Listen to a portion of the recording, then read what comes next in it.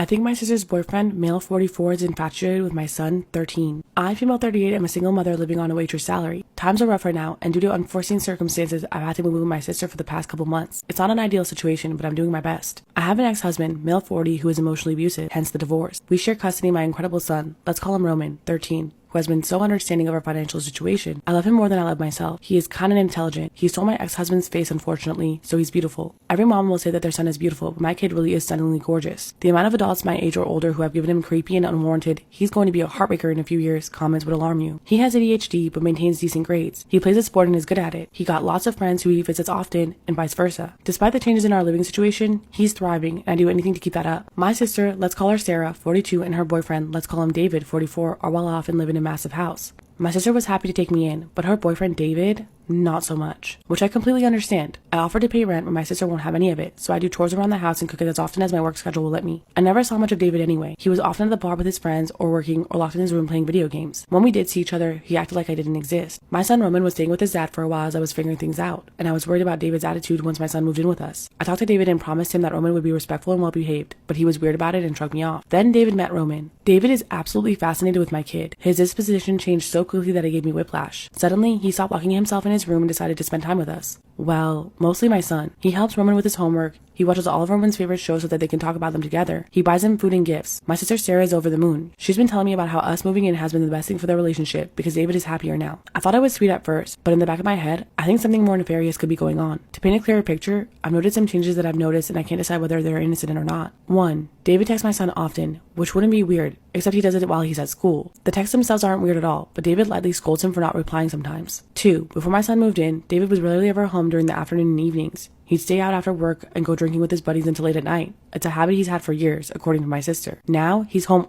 all the time. He gets home before Roman gets off the bus, around 3:15 p.m. if he's not at practice, and stays home all day, even offering to babysit while I'm at work through the evening. He still drinks, just in the house. 3. Last Wednesday, I woke up to use the bathroom during the middle of the night. I get to the bathroom, you have to pass by my son's room. I was surprised to see that the door was closed all the way, since Roman always likes it open because his room gets hot at night. Also, he's been staying up late texting his friends lately, which has caused him to sleep through his alarm and miss the bus some days. So that night, I opened the door to let air in to make sure that he was asleep, and there was David, standing by Roman's bed, in the dark. He stated that he was looking for his cell phone, but I saw him jump with anxiety when I opened the door. He left quickly, muttering something about how it might be in the kitchen. Why would his phone be in my son's room? And why was the door closed? 4. David offers to drive my son everywhere he needs to go. Only him. School, if he misses a bus, practice, his friends' houses. This is the same man who wouldn't lift a finger for me until my son moved in. It's been incredibly helpful since I'm not home often, but a part of me wonders if he's doing it for the wrong reasons. 5. I caught David doing Roman's laundry, resulting in a few articles of clothing going missing. This one irritated me because I'm making my son do his own laundry. I asked him not to do this, but his excuse is that he's trying to save water. I don't know how to fight him on this. I'm terrified to bring this up to my sister. Am I reading into things too much? Am I silly for worrying that he might have ulterior motives? If I tell my sister and she gets angry and there's nothing going on, she'll kick us out and we'll be homeless. I did not let my child in David's car after the bedroom incident.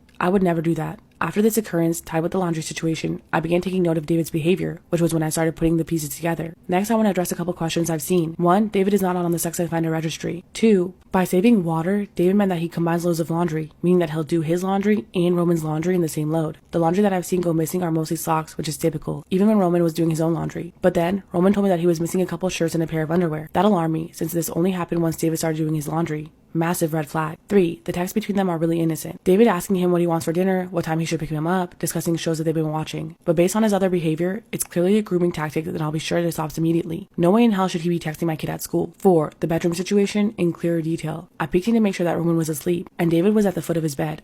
The room was of course pitch black, and I was groggy as hell, so I didn't even register that it was him until he pushed past me to leave. I checked on my son afterwards. He was still asleep and the blankets were fully over him. Nothing seemed out of the ordinary, but maybe I just intervened at the right moment. I made sure his door was open, and I left my door open as well so I could listen for any footsteps. I could not sleep after that happened. None of these are excuses. Like I said, my eyes are wide open now. I'll discuss everything with my son tonight once I get off work. A lot of you said that it was a good idea, and I was already planning on doing it. He hasn't been acting strange in any way and is his usual happy self, but that doesn't mean that David hasn't done anything yet. That reality is terrifying to me, and I pray it's not the case. I pretty much have a clear idea on what to say to him, but I'm not sure if I should explicitly tell him that I found David in his room or that he might be stealing his clothing. Any suggestions on how to go about this conversation are welcome. Then, I plan to fully confront David and talk to my sister Sarah about this. I am not a doormat, and I will do anything to keep my son safe. David is on a church retreat and thankfully has not been home for a few days. I've decided to speak with my sister first, in case David twists my words and manipulates her into believing that nothing is wrong. And once he returns, I'll confront him based on how my sister reacts. I read your suggestions on setting up cameras, checking for cameras, drug testing my son, and finding his missing articles of clothing.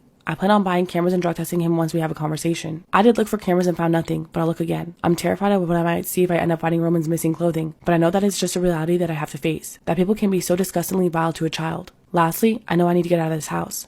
I know that. I'm working on it. If I could pack everything up tonight and do it, I would. I'd send him to live with my ex-husband, but he's abusive toward my son and me. More so toward me, but still. I've considered your suggestions about looking into homeless shelters, and I'm leaning toward making arrangements for that after I confront David. I'm a good mom, but I know that I'm not the best mom. This past week has been hell. I should have intervened earlier. I regret that. Since my OCD's been horrible lately, I was like, let me tell you some stories of when it was at its worst. Well, like, I put myself on the medication. So I used to work in a restaurant like a year and a half ago, and one day my OCD was just fucking horrible. The worst it had ever been. And this table was like, hey, like, does the manager, let's call him Chad. Like, does Chad work? That's actually someone's fucking name who works there. Call him Jeffrey. They're like, hey, is like Jeffrey working tonight? Like, I would love to meet Jeffrey. Cause he like did some shit for the restaurant or something. I think he was like a security. But he's like, I'd love to say hello to Jeffrey. I'm like, yeah, Jeffrey's in, like, no problem. Let me grab it. I go up to Jeffrey and I'm like, hey, like 207 wants to say hi to you. They said they did some work for the place or whatever. They want to say hi. And Jeffrey's like, I have no idea who the fuck that is. I'm not going to say hi. As soon as Jeffrey said that, my OCD was like, Livy, if you don't get Jeffrey to say hi to that fucking table, you're gonna die. And my OCD has never been like that. Normally my OCD is just like, if you don't touch something, you're gonna die. So it was like, you better make sure Jeffrey says hi to that fucking table. I'm like, oh fuck, mind you, it's a busy Saturday night in the service industry. And my main mission, I'm like, fuck the other tables, is like, this man needs to say, like, Jeffrey needs to say hello to this man. So 5 minutes goes by. I go back up to Jeffrey again. I'm like, hey, did you say hi to that table? They're like begging to see you. Like, they're begging to talk to you. He's like, what? Really? Like, who is this guy? I'm like, I don't know, but you have to go ahead and say hello. Like, he really wants to say hi. So finally, Jeffrey's like, okay, I'll go say hello to the table. Like, that's fine. I'm like, perfect. So I go up to the table and I'm like, did Jeffrey come say hello? And they're like, no, he didn't. Fucking lose it. I'm like, oh my God. You, Saturday night in the service industry, all my other tables are like, ma'am, where are our espresso martinis? I'm like, can you fuck off? The bar is behind and I need Jeffrey to go say hello to a table or I'm gonna die, bitch. I go up to Jeffrey. I'm fully lying at this point and I'm like, hey, like, did you go say hello? Like, now they're complaining about their food. They're like dying to see you. And Jeffrey's like, okay, I'm gonna go say hi. Mind you, I'm lying my fucking ass up just because my OCD is like wild. And then I like went in the back and I was like, Livy, collect yourself. Like, what the fuck? You're bigger than your OCD. Like, what are you doing to Jeffrey? But I just found that time so weird because I was like, I've never had my OCD do that. My OCD used to, well, I still do this elbow thing that like, I'm like, oh, you have to touch this elbow. Like, for some reason, my OCD fucking hates me because they would make me do it to like men I'm talking to. Like, I'm on a date and it's like, touch his fucking elbow. And I'm like, oh my God, please no. It's like, Livy, touch his elbow or you're gonna fucking die. I'm like, I just met him 10 minutes ago. Like, what the fuck? A guy would be like leaving my apartment and I'd be like, wait, come here. Like, come on, let me touch that elbow. Like, what? And he'd be like, wait, what? And I'd be like, shut the fuck up. Come here. Like, let me touch that elbow. Like, I was trying to make it cute and flirty because like, there's really no good way to be like, my OCD is gonna say I'm gonna die if I don't touch your elbow. And then I'd lie even more and I'd be like, you haven't heard of the elbow trick? Like, you haven't heard of that? I would fully lie to these men because I just didn't want them knowing my OCD was like going through the fucking walls. And I'd be like, wait, you literally don't know what the elbow thing is? And every time they'd be like, no, like, what's the elbow thing? Like, what is it? And I'm like, no, you're gonna have to figure that out for yourself. But like, let me feel your elbow. And then I would like touch their elbow and I'd be like, oh, haha, that tells me so much about you. And they'd be like, wait, what? Like, what does it say? I'm like, you fucking dumbasses, I made that shit up just because my OCD was making me touch your elbow or else I'm gonna die. But I was always like so flirty with it. I'm like, your elbow is saying good things about you. Like, it's saying good things. Now you can fucking leave. But honestly, if I was like super comfortable with the man, I would just be like, hey, let me touch your elbow or else I'm gonna die. And he'd be like, oh, what? And I'm like, nah. Then I touch their elbow and I'm like, bye babe, love you, see you later. I'm like, why can't my OCD just like make me fucking like wash my hands a bunch of times? Instead, I'm touching people's fucking elbows. The next weird thing my OCD made me do, and like, this is gonna be there's nothing in here. There's literally nothing in here. This is gonna be the weirdest yet. But my OCD gets weird around death. Or like if someone was in the hospital for some reason. And like a friend of my friends was in the hospital, like almost gonna die or whatever. But then I don't know, somehow like miraculously like came out of it. That's like really not important at all. We were hanging out with him one night. I'm not close to this man whatsoever. Like I'm not close to him at all. But my OCD was like, anytime he said something twice, it was like, Livy, you have to say, like, get him to say that a third fucking time. But just specifically this man. So he would tell a story and everyone would be laughing and be like, ha ha ha ha. But he said a word twice. So everyone's like, ha ha. And I'm like, wait, what'd you say? Wait, like, what did you say? I needed him to say it a third time. But the thing is, it's like, it was a really small tape. Like, I could clearly fucking hear. He probably just thought I was actually, like, something was wrong with me. And, like, something was wrong with me. It was my OCD being like, Livy, you better make that man say it a third fucking time. And I'm like, oh my God. I'd just be sitting there and I'd look at him and I'd be like, you know, it's a weird word. Institution. Say it slow. I'm like, it sounds so funny when you say it slow. Like, say it slow. Just because I wanted that man to say it, like, a third time. And why the fuck was he saying institution? I don't know. But I'd be like, institution. Like, say it. Like, say it. He would. And he's just probably like, okay, what the fuck is wrong with her? But he really never questioned me. But my OCD was like, bitch. And it was only this man. Like, and honestly, I don't think my OCD's ever been so selective of a person ever in its life. If you're like, Livy, I'm so confused, like, why your OCD did that, babes. That's OCD. It makes absolutely no fucking sense. And it's like, you're not supposed to give into the compulsions, but it's so fucking hard not to. And that's why I'm making, like, this weird fucking man, like, say words 3 times because my brain's like, you're gonna die. OCD girls, they get it. They really, really get it. But I do like to laugh about my OCD because it feels so fucking heavy in the moment. So, like, I like to have a time where I'm like, haha, it could be funny. Please be very careful who you share your body with. Stop sharing your body with these rats. Let me tell you a story. I was 16 years old and I was delulu. I had been talking to this guy. We had been talking on and off for about 2 years already. 2 years, girl. And I tell you, we would talk every night. We would literally be on FaceTime for hours.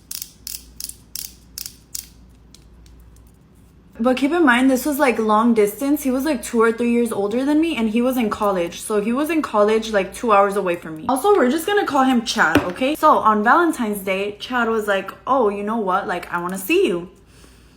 And I actually couldn't see him because I was at the movies with my mom. But I was like, oh, I really wanna see him. So I was like, what if you come over? Like, I can sneak you into my house. I had never had sex. I'm like, I don't want this to get demonetized. This isn't YouTube, but you guys know what I'm saying. I told him, like, you can come to my house. I'm gonna sneak you in because it was already nighttime by the time he texted me. Which, first of all, I used to be dumb, okay? We're not even gonna talk about all the red flags. It wasn't clicking back then. So I was like, I'm gonna sneak you in, but, like, I just want you to know, like, don't expect for us to do anything. So Chad comes over. We're in my room. We're kissing.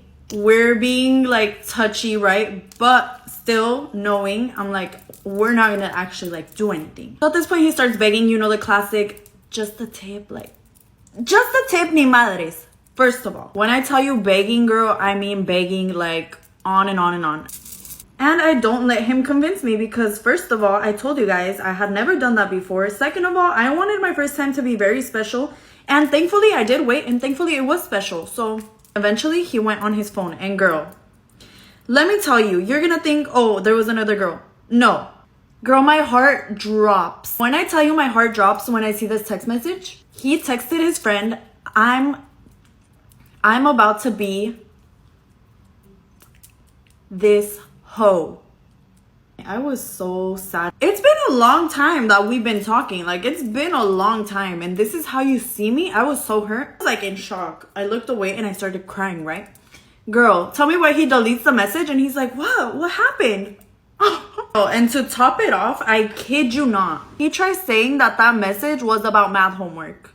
He's like, what? We were talking about math homework. I kid you not. I'm like, ain't no fucking way. You really think I'm a fucking idiot? Like, there's no way. Math homework. Basically, he ends up leaving. I didn't even kick him out. Girl, when I tell you, you know what? I didn't. I was like, I don't fuck with this at all. And I was in shock.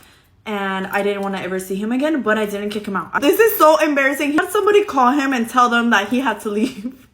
Like, you know when you have your friend call you because you're like trying to get out of something? That's what he did to me. And I should have been the one to kick him out. But whatever. We don't talk about that. And basically afterwards, he texted me saying I was the only person who understood him. Just bullshit after bullshit. I ended up blocking his number. That is one of the many reasons I tell you guys, don't share your body with just anybody. There is so many more reasons. You never want to be with somebody that doesn't even respect you. I would have truly regretted if I did end up sleeping with him, and I'm so thankful that I didn't. Be careful and have higher standards. Clearly, my standards were not there.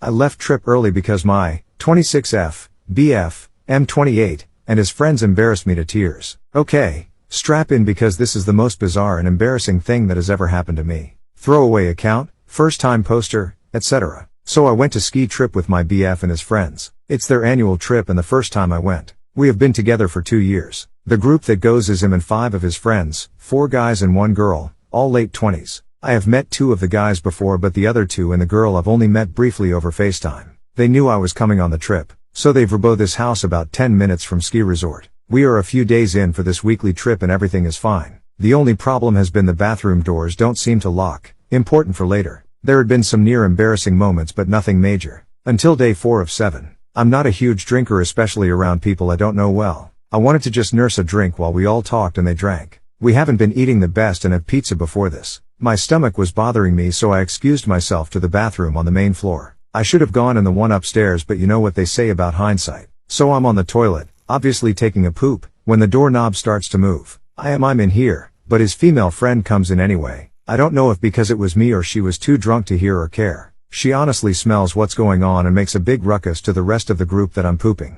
I told her to please get out as calmly as I could because I was starting to get very upset. She was making a big deal over a normal bodily process. So she goes to leave the bathroom but basically throws open the bathroom door to do so.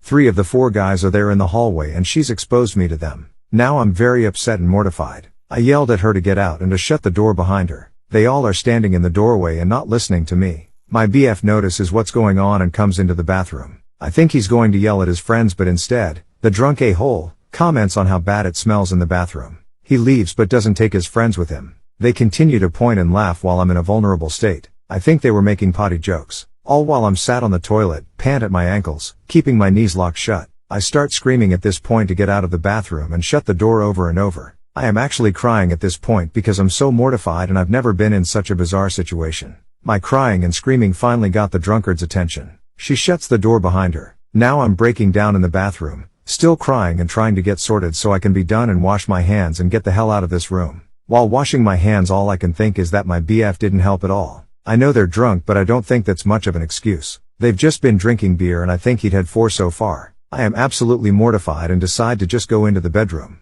However, when I come out of the bathroom, still crying a bit by the way, all 6 of them start howling with laughter and pointing at me. It's like one of those crazy nightmares where everything seems more dramatic than real life should be. I just look at my BF, meet his eyes and everything to show how upset I am, and they don't stop. I go upstairs to our room and pack. I can't go through 3 more days with these people and I don't want to sleep in the same bed as drunk BF. Drunk or not, they're being incredibly disrespectful and childish. I don't think I've ever been so embarrassed. I finish packing, change my flight to the next morning, and order an Uber to go to the airport hotel. I gather all of my things and walk downstairs to get my coat and leave. They all start laughing when I come back in the room, but BF finally notices I have my bags with me. I silently put my coat on. BF yells, "Where are you going?" "Airport," is all I say. Now he is yelling and they're all yelling, saying it was just in good fun and I should lighten up, have another beer, etc. No one apologizes, not even BF. He just seems so mad that I'm leaving. I tell him I'll see him in a few days and walk out to my Uber.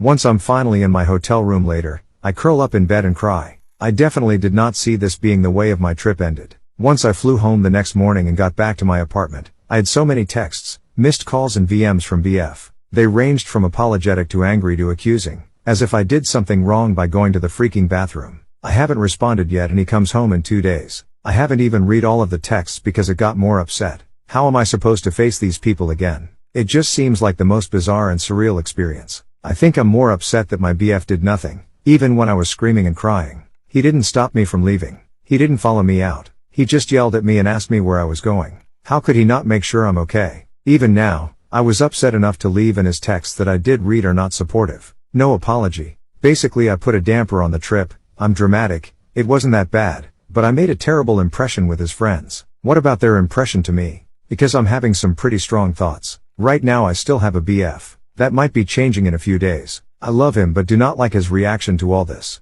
Why the hell am I getting blamed? I did not receive this type of deal breaker.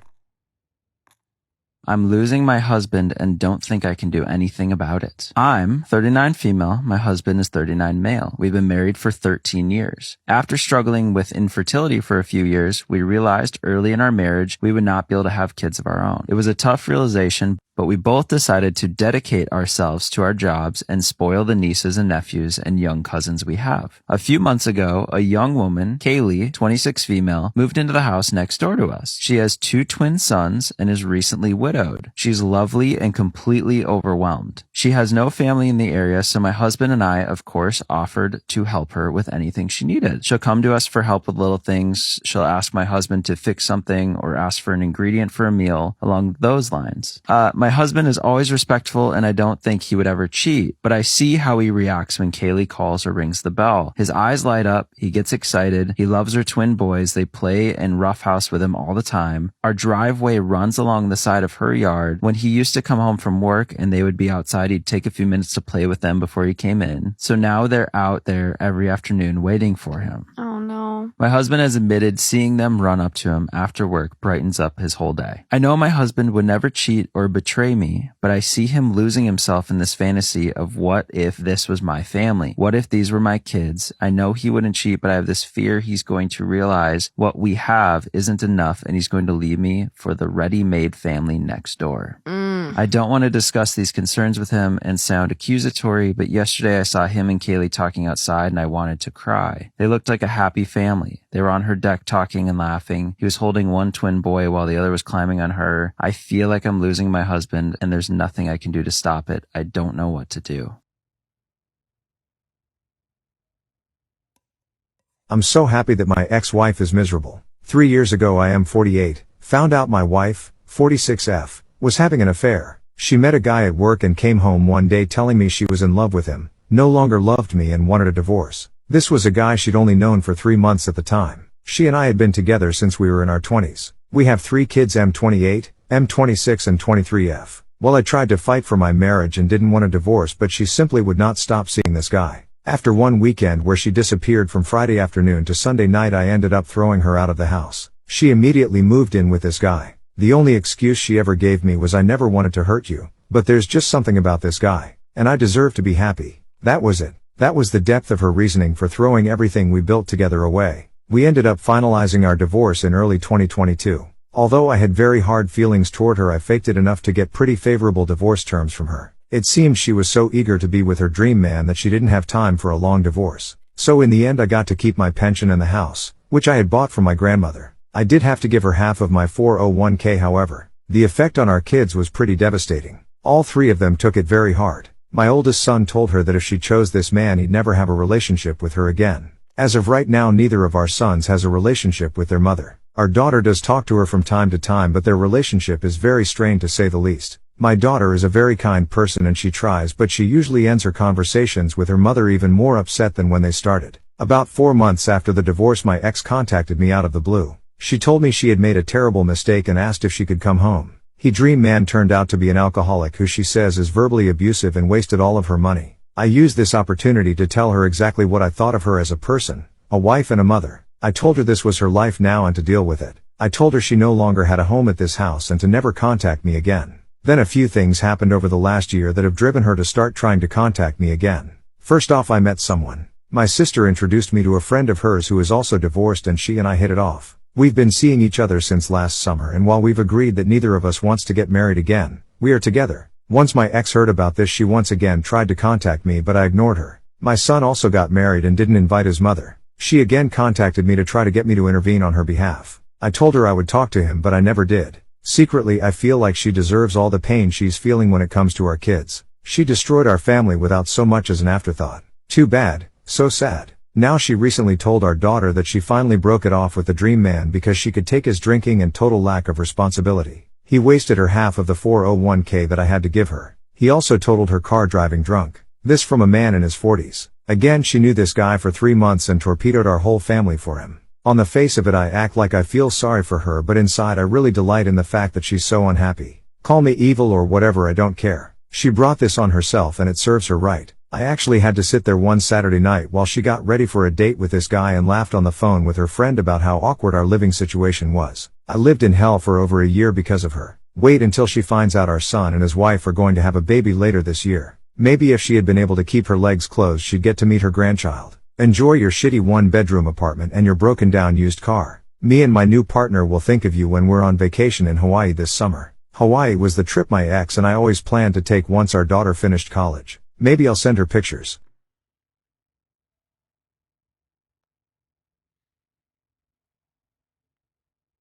So my mother is starved for attention ever since Sissy moved to New York. It's literally been 2 days. I get a text from my mom's best friend and she's like, hey, like, I think we're gonna do a rebrand for your mom. First of all, I'm like, why the fuck does my mom need a rebrand? What's the rebrand? Are we like dyeing her hair? Like, what's the vibe? Because this woman's not on social media, but like, she thinks she's an influencer. It's a whole thing. I'm like, what the fuck could this rebrand possibly be? Then I get a text with this picture attached to it. She is Dina, and that's my mother on the fucking Reformer being a Pilates bitch. I said, she is Dina. Are you fucking kidding me right now? The thing is, I know my mom is like dead serious in her head. Like, this is a good idea. Like, let's mention Livy's name as much as we can. I'm at dinner last night with all my best friends and my sister when I received that. And I'm like, look at it, Sissy. Mom is starved for attention. But we were literally dying. I was like, Mom, what the fuck? Last night, I was in like a silly, goofy mood with my best friend. And I was like, let's prank call my mom. I'm going to prank call her and pretend I got this like huge brand deal with one of her favorite brands. I'm like, let's record it because this could be like so funny for TikTok. No, my mom ruined the prank. I call her. I'm fake crying. I'm putting on a stellar performance. She starts screaming. She's like, who died? Who died? Like, Mom, what the fuck? I'm trying to tell you Chanel wants to take me to Paris. And she just keeps going, who died? What happened to your sister? I'm like, oh my God. Like, I was just literally for 5 seconds. Oh my God, Mom, like, I can't believe it. And she immediately is like yelling at me, what is wrong with Sissy? She's like, what's wrong with Sissy? What's wrong with Sissy? Who died? And I'm like, okay, you like fucking ruined the prank.